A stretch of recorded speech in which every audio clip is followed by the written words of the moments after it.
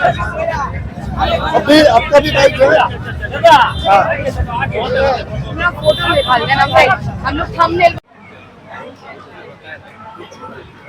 नमस्कार दोस्तों, यहाँ पे कन्हैया कुमार के पलायन रोको यात्रा में यहाँ लोग आया शामिल हुए हैं यात्रा में। लगातार देख सकते हैं भीड़ काफी है यहाँ पे। अभी यहाँ पे रेस्टिंग पॉइंट रखा गया है, थोड़ी देर के लिए रेस्ट पॉइंट है और उसके बाद यहाँ से फिर यात्रा निकलेगा। और यात्रा कहाँ से कहाँ निकलेगा हम जानने को सके। यात्रा ये कहाँ से कहाँ जाएगी? सबसे पहले जनता जागो न्यूज को हम धन्यवाद कहते हैं कि हमें बोलने का मौका दिया गया। और मेरा नाम मिर्जा गालिब हुआ और बेगूसराय की धरती पर आज राहुल गांधी विराजमान हुए हैं। तो इनका विराजमान होने का मेन पर्पस ये था कि यूथ बेरोजगार है, जो कि मौजूदा सरकार जो अभी सत्ता में बैठी हुई है यूथ पे ध्यान नहीं दे रही है। रोजगार नहीं, 2 करोड़ रोजगार मिल रहे हैं हर साल। ये झूठा वादा किया गया है और झूठा वादा का लोग देख सकते हैं। परिक्रमण की प्रधानमंत्री झूठ नहीं बोलते हैं। जो झूठे प्रधानमंत्री हैं वो झूठ के बुनियाद पे सरकार खड़ा किए हुए हैं। और युवा नेता सब युवा लड़का लोग सारा बेरोजगार है और बेरोजगारी के वजह से सब लोग यूनाइट होकर के आवाज उठाने आए। राहुल गांधी से उम्मीद है कि वो हमें रोजगार दिलाएंगे।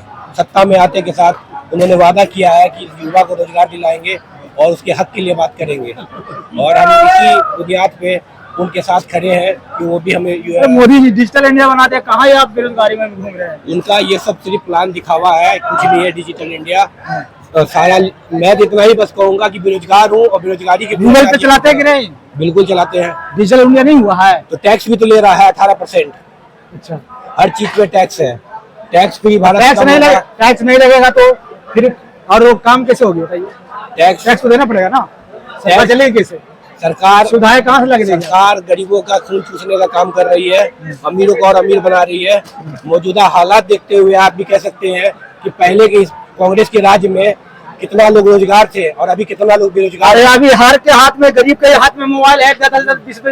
मोदी जी ने मोबाइल नहीं दिया है। तो कौन दिया? गरीब अपने गरीबी कहाँ है? मतलब मोबाइल वो 400 का रिचार्ज करवा रहे हैं हर महीने। कोरोना के टाइम में मोबाइल तो हमें ऑनलाइन क्लास के नाम का दिया गया था। तो हम लोग अपने पैसा से कैसे भी करके लिए कि हम लोग का क्लास बंद ना हो, क्लास ना छूटे, क्लास से जो है ना पढ़ाई कर सके, इसलिए हम लोगों ने मोबाइल लिया था। और मोबाइल का रिचार्ज इतना महंगा, एक घर में 3 मोबाइल है। और उनको जियो का प्रचार भी करना था। जियो का प्रचार करके उन्होंने सिम को इस तरह फ्री करवा के सबको लालच दिया और तब मोबाइल में जब जियो का सिम लगाया तो उसका रिचार्ज महंगा कर दिया गया।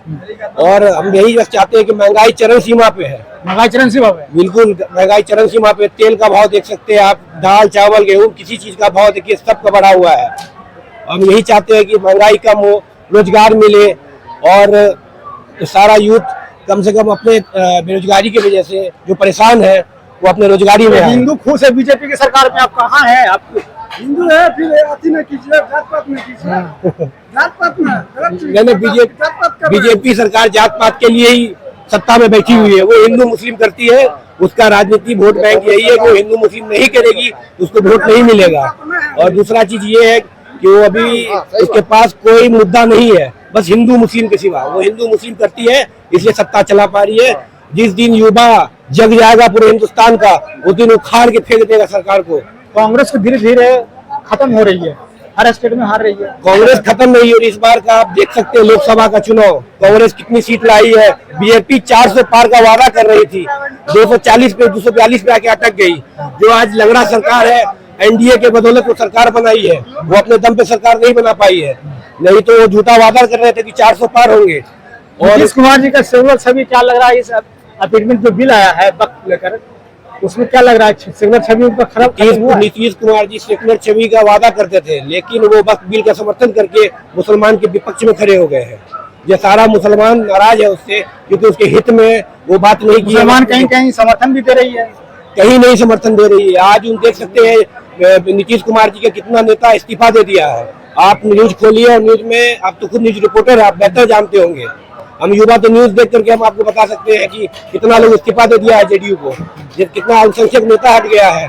क्योंकि नीतीश कुमार जी जो वक्फ बिल के खिलाफ वोट डाले हैं, सपोर्ट किए हैं, वो अरे हिंदू के हित, मुसलमानों के हित के लिए मोदी जी के हित के लिए मुझे बता 2 बजे रात को पास किया गया है। वो इसलिए 2 बजे रात तक काम कर रहे हैं मोदी जी। हिंदुस्तान के ऊपर अमेरिका 26% बढ़ा रही थी जीएसटी, वो उस चीज को हाइड करने के लिए मुसलमान का वोट बिल को सामने ले आया गया और वो पूर्ण संख्या में थे, इसलिए बिल को पास करवा लिए।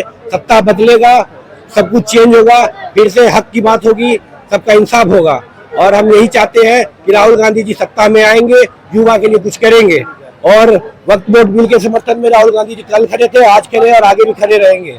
क्या मुसलमानों के साथ अभी कोई भी नेता खड़े नजर नहीं आ रहे हैं?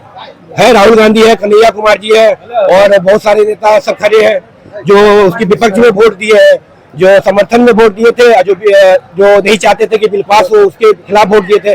आप उस आंकड़ा से देख सकते हैं कितना लोग समर्थन में है मुस्लिम के। क्या लगता है आप कैसे कहते हैं ये बात? बिहार चुनाव मुसलमानों साथ देंगे कांग्रेस पार्टी? इस बार मुसलमानों अपने हिसाब से मुसलमान वोट देगा, क्योंकि उसको दिख गया है झूठा दिखावा करने वाला सेकुलरिज्म का, जो सेकुलर करते थे, मुसलमान का वोट लेते थे। और आज सारा बिहार का मुसलमान यूनाइट होकर के राहुल गांधी जी के साथ खड़ा होगा, और बिहार में देखिएगा तब्दीली आएगी, सरकार चेंज होगा इस बार सरकार चेंज होगी। बिल्कुल।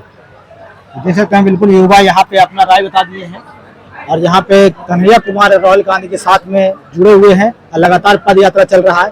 अभी थोड़ी देर के लिए रेस्टिंग पॉइंट यहाँ पे रखा गया है, थोड़ी देर बाद फिर यहाँ से पद यात्रा चालू होगा, फिर आगे हम लाइव दिखाने की कोशिश करें। तब तक जय हिंद, जय भीम, जय संविधान।